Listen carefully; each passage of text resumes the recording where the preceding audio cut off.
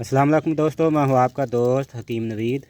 दोस्तों, कुश्ता फलाद एक सर्द ठंडा तसीर रखने वाला अक्सीर आज़म हम बना रहे हैं। इसमें हम बुरादा फलाद हस्बे ज़रूरत जितना आप चाहें ले सकते हैं।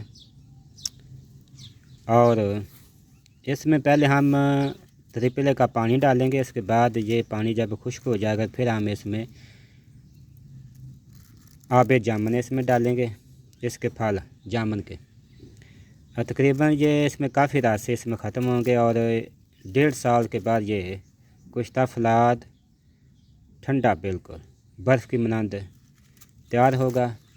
मैदे की गर्मी, जिगर की गर्मी, गुर्दा मसाना गर्मी, पेशाब का जल के आना, इन तमाम अमराज के लिए मुफीद है। आपने बुरादा फलाद किसी खरादिये से ले लेना है। अच्छा बुरादा फलाद होना चाहिए। इस तरह के आपको मोटे या बारीक टुकड़े मिल जाएंगे।